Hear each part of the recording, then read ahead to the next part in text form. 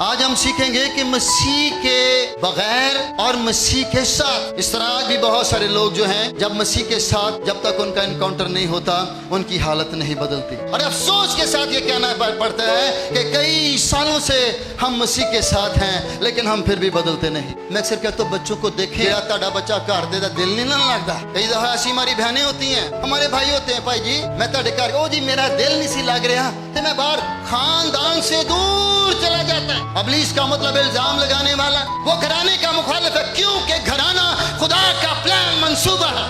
जो किसी ਨੂੰ ਕਿਸੇ ਨਾਲ इश्क हो जाता, कुड़ी होवे या मुंडा होवे, है ना, तो वो क्या करते हैं, एक दूजे दे हाँ ब्लेड नहीं मारते, ना लिखते ने। जब मसला हल नहीं होता, फिर वो कुछ और करते हैं। पहले तो नाम हटाते हैं, उसके बाद क्या करते हैं, चुहे वाली गोलियां खा लिया। कुछ बहुत सारे ऐसे बच्चे आज अपने माँ बाप को ब्लैकमेल करते हैं, फोन लाके देने के नहीं देने, 12 कोठे तो छाल वेखना की है, वेखना गंद मंदी है, इन्हें क्यों किसी कम्मे ले आवे। आज भी बहुत सारे लोग हैं, उनका मसीह के साथ अभी कोई कनेक्शन नहीं हुआ, इसलिए उनकी हालतें बिगड़ी हुई हैं। लेकिन जब यीशु के लहू से धुल जाएंगे तो उनकी सूरतें, उनकी सोच, उनके दिल, उनके ख्यालात सब कुछ बदल जाएंगे। हालेलुया। मसीह यीशु में आप सबकी सलामती हो। हालेलुया। आप कलाम सुनने के लिए तैयार हैं? Praise God. सो मैं चाहता हूँ कि आइए मेरे साथ खुदा के कलाम में से देखिएगा। मुकद्दस मरकस की अंजील मुबारक है, उसका 5वां बाब है और उसकी पहली चंद आयत हम देखेंगे। ये हवाला और ये मौजज़ा आपने कई बार पढ़ा होगा और कई बार आपने इसको सुना होगा, और आज फिर हम इस पर गौर करेंगे। मुकद्दस मरकस रसूल की मार्फत लिखी गई अंजील मुबारक 5वां बाब और उसकी पहली 20 आयत हैं, जिसमें हम एक शख्स के बारे में सुनते हैं जो एक बदरू गिरफ्ता था और उसके अंदर एक पूरा लश्कर था। सो मैं चाहता हूं कि हम इसको पढ़ दें। मेहरबानी से सिस्टर एस्टर जो है वो पढ़ने में रहनुमाई कीजिए।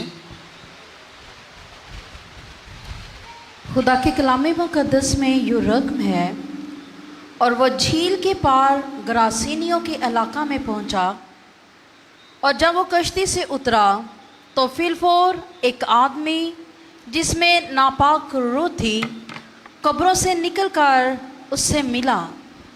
वो कब्रों में रहा करता था और अब कोई उसे जंजीरों से भी ना बांध सकता था, क्योंकि वो बार बार बेड़ियों और जंजीरों से बांधा गया था।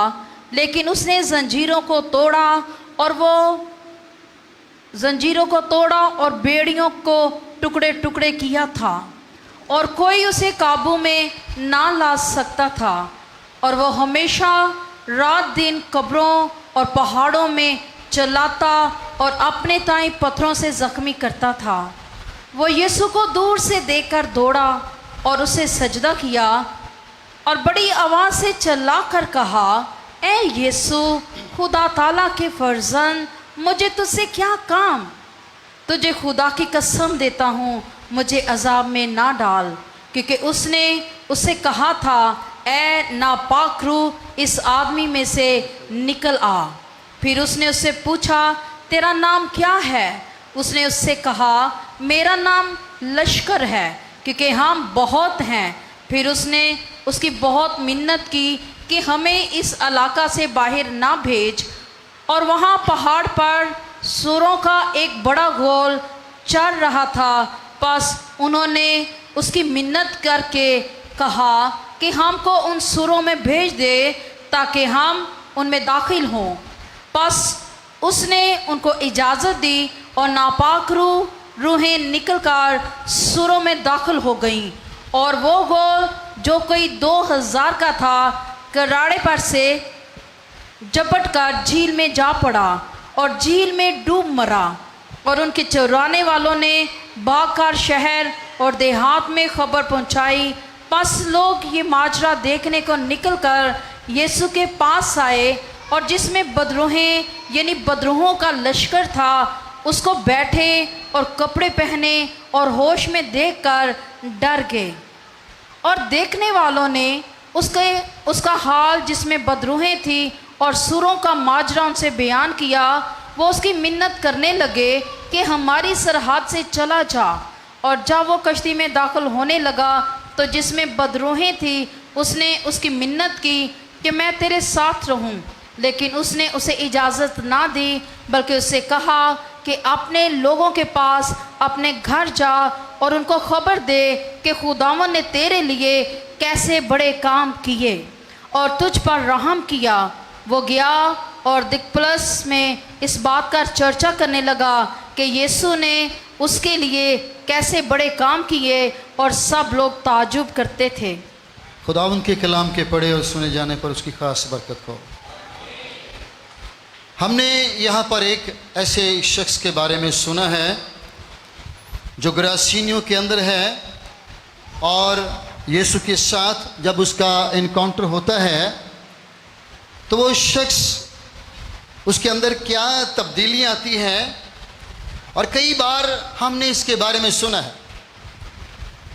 आज हम सीखेंगे कि मसीह के बगैर और मसीह के साथ अबलीस और उसकी तासीरों का उसकी खूबसूरत जो जगह है जो उसको बहुत पसंद है वो इंसानी बदन है। अबलीस इंसानी बदन में रहना पसंद करता है और हम देख सकते हैं कि वो हमेशा ही से कोशिश करता है कि अपने लिए कोई बदन तलाश करे और वो उसमें रहकर अपना काम करे। और आप देखते हैं कि जब ये शख्स जब यीशु गरासीनियों के इलाके में दाखिल हुआ तो इसकी हालत हमारे सामने है। ये शख्स मुश्किल हालात के अंदर है। ये शख्स खतरनाक खूनी है। ये शख्स ऐसा नहीं है जो चीज़ें इसके अंदर हैं, जो बुरी कुव्वतें, जो अबलीस का कब्जा इसके अंदर है, उसने इसको बिल्कुल बदल दिया है। इसकी सूरत को बदल दिया है, इसकी सोच को बदल दिया है और इसकी फितरत चेंज कर दी है। ये शख्स टोटली बदल गया है। बाइबल कहती है कि ये कब्रों के अंदर रहा करता था। हम जानते हैं इस बात को कि कब्रिस्तानों में रहना कितना अच्छा है। अबलीस की ये कोशिश है कि हमें अपने ख़ानदान से अलग कर दिया जाए, जिस तरह इस शख्स के साथ उसने किया। इसको इसके ख़ानदान से दूर कर दिया, इसके दोस्तों से दूर कर दिया, इसके इलाका से दूर कर दिया, इसके चर्च से दूर कर दिया। ये शख्स जो है अब अकेला मुसीबत उठाता है और तन्हा हो चुका है। और अब इसकी यही कोशिश है कि वो हम सबको भी तन्हा कर डाले। ये शख्स जब तक मसीह के साथ इसका इनकाउंटर नहीं हुआ है, ये अबलीस से दुख उठा रहा है और इसकी मुख्तलिफ हालतें हैं, कंडीशंस हैं जो इस पर लागू है। इस तरह आज भी बहुत सारे लोग जो हैं जब मसीह के साथ जब तक उनका इनकाउंटर नहीं होता उनकी हालत नहीं बदलती। जब हम मसीह के साथ इनकाउंटर करते हैं तो हम बदलते चले जाते हैं। और अफसोस के साथ ये कहना पड़ता है कि कई सालों से हम मसीह के साथ हैं लेकिन हम फिर भी बदलते नहीं। इस शख्स की समझ आती है कि ये शख्स अब अपने इख्तियार में नहीं है, ये सोच नहीं सकता, ये कुछ कर नहीं सकता, अब ये कुछ खा अपनी मर्जी से नहीं सकता, ये कहीं अपनी मर्जी से जा नहीं सकता, क्योंकि जो कुछ इसके अंदर है वो इसको मजबूर करता है कि वो उसकी मर्जी को पूरा करे। अबलीस की यही कोशिश है कि जैसा वो चाहे हम वैसा ही करें। मैंने बड़े बड़े ईमानदारों को रूहानी कब्रिस्तान बनते देखा है। बड़े बड़े ईमानदार रूहानी कब्रिस्तान बने हैं। उनकी ज़िंदगी जो है इस शख्स से कोई बहुत ज़्यादा अच्छी नहीं है। जब आपका मसीह के साथ इनकाउंटर होता है तो बाइबल कहती जब इसका इनकाउंटर यीशु के साथ हुआ तो ये होश में आ गया। जब तक हम मसीह के साथ नहीं इनकाउंटर करते कभी होश नहीं आ सकती सानू। ये शख्स जो है निहायत मुश्किल के अंदर है। यीशु एक बड़ा काम करके स्पेशली इसके लिए आता है। वो ग्रासीनियों के इलाके में कदम रखता है और इस शख्स को पता चल जाता है कि यहाँ अब यीशु मसीह आया है। मैं हैरान होता हूँ कि जब इसका इनकाउंटर यीशु के साथ हुआ तो ये यीशु को जान गया कि यीशु कौन है। इसको पता चल गया, और जो बुरी कुव्वतें इसके अंदर थी उनको भी पता चल गया कि यीशु कौन है। और आज हम कई सालों से ईमानदार हैं और कई सालों से हम खुदावंद में ज़िंदगी गुजारते हैं, और कई दफ़ा हमारी दुआएं और हमारा रूहानी रवैया आप नोट करें कि किस तरह का होता है। इसी शख्स की मानंदी होता है। बाइबल कहती है कि ये शख्स घर में नहीं रहता था। कहाँ रहता था? ऊंची बोलो ज़रा, कहाँ रहता था? कब्रिस्तानों के अंदर, जहाँ मायूसी है, जहाँ नाउमीदी है, जहाँ पर दहशत है, जहाँ पर वहशत है। ये शख्स घर में नहीं रहता। मैं अक्सर कहता हूँ कि अपने बच्चों का ज़रूर ख्याल करें। इधरों आंदा मुंडा, मां नूं वेखदा, प्यो नूं वेखदा, उस बाद दूसरे दरवाजे वाली चले जाता, वेखदा भी चलो ठीक ही, फिर निकल जाता। और कई बार हम कहते भाई जी दुआ करो, पता नहीं ये पैरों में बिल्लियाँ बनियाँ ने, ये घर टिकदा ही नहीं। ऐसे है ना। मैं अक्सर कहता हूँ बच्चों को देखें, जेड़ा ताड़ा बच्चा घर दे दा दिल नहीं ना लगता। कई दफ़ा ऐसी हमारी बहनें होती हैं, हमारे भाई होते हैं, भाई जी मैं ताड़े घर, ओ जी मेरा दिल नहीं सी लग रहा, तो मैं बाहर खानदान से दूर चला जाता है। इब्लीस की एक कोशिश है कि मुझे और आपको हमारे खानदानों से अलग कर दे, जिस तरह इस शख्स के साथ किया। इस शख्स को घर से उठाया, बीवी से, बच्चों से, जो भी इसकी फैमिली थी उसे उठाया, और इसको अलग कहाँ बिठा दिया जाके? जेडे कब्रिस्ताना च बैठने वाले ने, याद रखो उन्होंने बदरूआ ने, वो खुदा के मंसूबे का हिस्सा नहीं है। खानदान खुदा का मंसूबा है, और खुदा ने लिखा है तन्हा को वो खानदान बख्शता है जो आपके पास नहीं रहता, घर में नहीं रहता, कब्रिस्तानों में जाता है, आवारा जाता है कहीं और। तो याद रखें कोई चीज़ उसके अंदर है जो उसको घर में टिकने नहीं देती। शैतान नहीं पसंद के घर बनया रहे। अब कई बार कहते जी मैं की बवा घर, बुढ़ी मेरी साह नहीं लैन देंदी, मैनू बच्चे मेरे वो नहीं साह लैन देंगे, मैनू कोई पुछदा नहीं। तो इसका उल्टा ले लें, इसका मतलब है आपके ख़ानदान को दुआ की ज़रूरत है, आप उसके लिए बोझ रखें। बाइबल कहती है कि ये शख्स घर से दूर चला गया, अपने ख़ानदान से दूर चला गया, और एक अरसा दराज हो चुका है ये शख्स अपने घर से दूर है। एक आपका बच्चा अरसा दराज से ऐसी हालत में है, आपका शौहर इस हालत में है, तो याद रखिए ये महसूस करने की ज़रूरत है कि कोई कुव्वत आपके घर को तबाह कर रही है। और आज मकसद ही शैतान का तो कोई मकसद नहीं। शैतान का मतलब क्या है? कुछ ही बोलो ज़रा, क्या मतलब है? मुखालिफ। इब्लीस का मतलब इल्ज़ाम लगाने वाला। वो तो आपकी कभी फेवर नहीं करेगा, वो एक दूसरे पर इल्ज़ाम लगा के आपको घर से निकालने की कोशिश करता है। वो आपका मुखालिफ है, वो घराने का मुखालिफ है, क्योंकि घराना खुदा का प्लान मंसूबा है। और इस शख्स के साथ ऐसा ही हुआ। इसको सबसे पहले इसके घर से जुदा किया, घरों लैदा किया। सो जो बच्चे आपके घरों में नहीं टिकते, या जो हमारे भाई जो हैं इस तरह की हालत में रहते हैं, ज़रूरी है कि वो गौर करें कि अब वो अपने घरों में रहें। बाइबल कहती है कि वो अपने काबू में भी नहीं था। लोग उसको बड़ी बड़ी जंजीरों से, मोटी मोटी चेन से बांधते थे, वो उनको तोड़ डालता था। ऐसे हमारी खिदमत में कई वाक़यात मैंने देखे हैं। 10 बंदियां को नहीं एक बंदा सांभा जाता। बादी साहब भी एक बड़ा मौजा है इधर फैसलाबाद में, तो वो तारों पे चलता था कोई शख्स, वो किसी के काबू में नहीं आता था। यानी आप खुदा के खादमों से ऐसी बहुत सारी बातें सुनेंगे उन लोगों के बारे में जो इब्लीस से दुख उठाते हैं। इब्लीस उनको तबाही के दहाने पर खड़ा कर देता है। अगर आपका बच्चा दुआ के लिए नहीं आता, मैं अक्सर कहना जे ਤੁਹਾਡਾ ਦਿਲ कहता कहना ਉਹ ਪਾਸ ਸਾਹਿਬ ਜੀ ਬਸ ਨਾ ਅੱਜ ਦਿਲ ਹੀ ਨਹੀਂ ਸੀ ਕਰ ਰਿਹਾ। मैं अक्सर कहता हूँ जिस दिन ਤੁਹਾਡਾ दिल ना करे गिरजे जाने ਨੂੰ समझो वही ਤੁਹਾਡੀ बरकत का दिन है। उस दिन ही आप बाबरकत होने वाले हैं। फिर लिखा कि ये शख्स अपने आप को क्या करता था? पत्थरों से जख्मी करता था।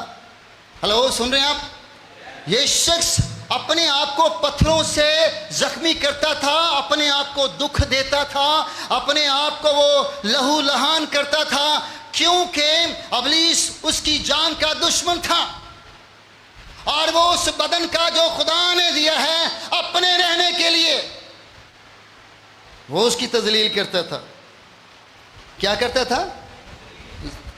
अपने बदन की खुद तजलील करता था, अपने आप को मारदा से, अपने आप को ज़ख्मी करता। हमारी बहुत सारी जो है नई जनरेशन के अंदर या पुरानी जनरेशन में देख लें, जो किसी को किसी ना इश्क हो जाता है ना, कुड़ी होवे या मुंडा होवे, है ना, तो वो क्या करते हैं? एक दूजे दे हाँ ब्लेड नहीं मारते, नाम लिखते हैं, एक दूसरे का नाम लिखते हैं। और आपको पता है जब मसला हल नहीं होता, गल बिगड़ जाती है, तो फिर क्या होता है? फिर वो कुछ और करते हैं। पहले तो नाम हटाते हैं ब्लेड ना या जिद ना भी, उसके बाद क्या करते हैं? चूहे वाली गोलियां खा लिया, कोई ऐसा काम कर लिया और अपने घराने को दुख देना, मेरी ना हुई थे तो मैं मर जाना। हमारे घर में कैसा वाक़या हुआ, साढ़े घर का बंदा वो कहना ना किया तो मर जाना, गोलियां खा लेंदा जो होश आती से, कहता हाँ जी की कहते उससे, मैं कहा जी नहीं जी, फिर खा के फिर मर जाना, जब तक नहीं मेरा मसला हल होगा मैं मर जाऊंगा, मैं नहीं तब तक ये छोड़ूंगा अपनी आदत को। वो अपने आप को दुख देता। हम सारे घर वाले परेशान होते थे कि ये कर क्या रहा है।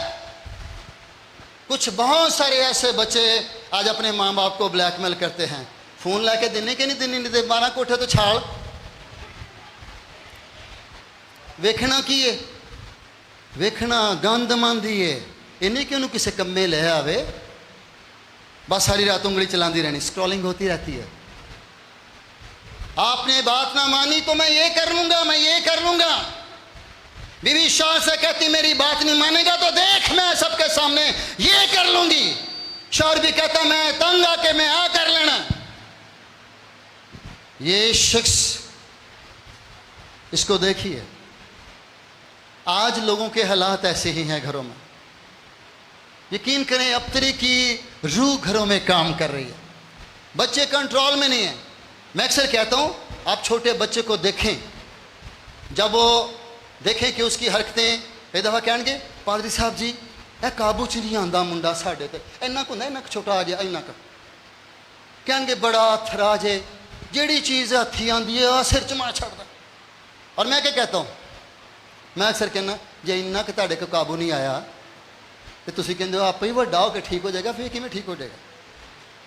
इन्ना जो बच्चा हो तुहाडे को कंट्रोल च नहीं आंदा, वड्डा हो जाता। पादरी साहब जी दुआ करो, साडा इन्हें जीना हराम किया है, ये हमें ब्लैकमेल करता है।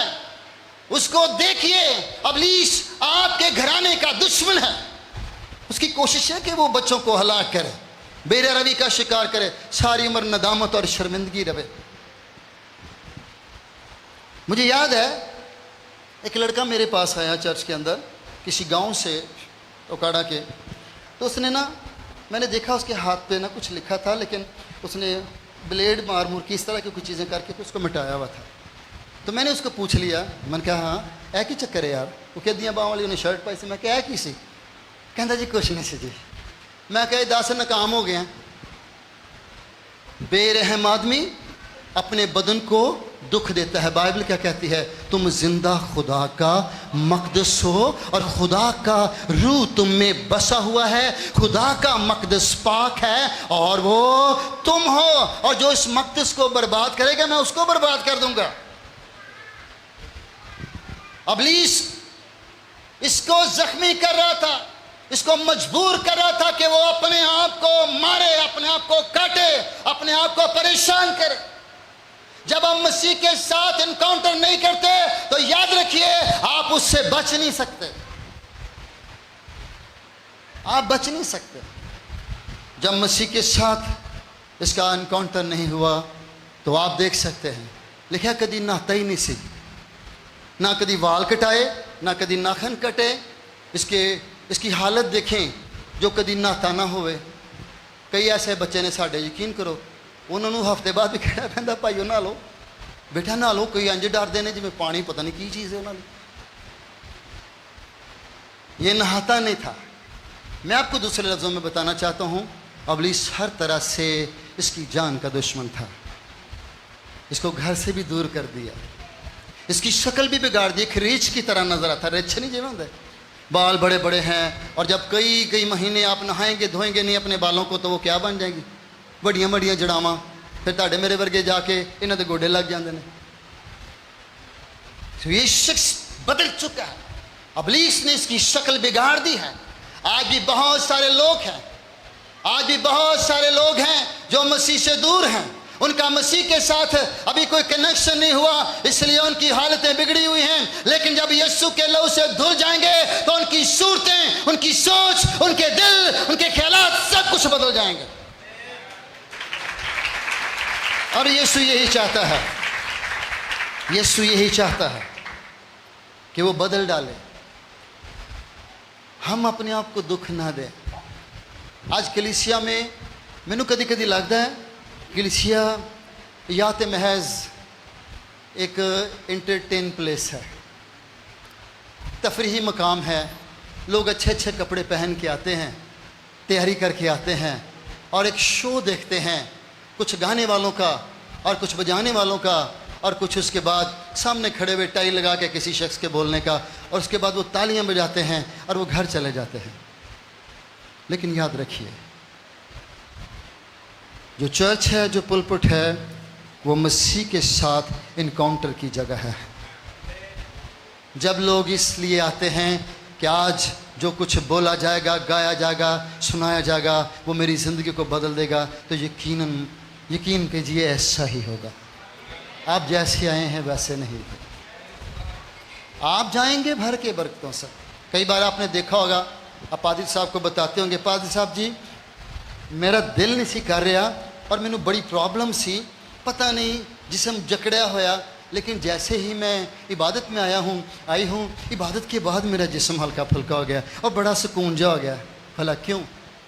क्योंकि जब आप यीशु से मिलने आते हैं तो यही होता है। हालेलुया। इब्लीस की पूरी कोशिश है, लिखा है ये कभी कपड़े नहीं पहनता था। हेलो, ये कभी कपड़े नहीं पहनता था, और कपड़े ना पहनना बहुत बड़ी शर्मिंदगी है।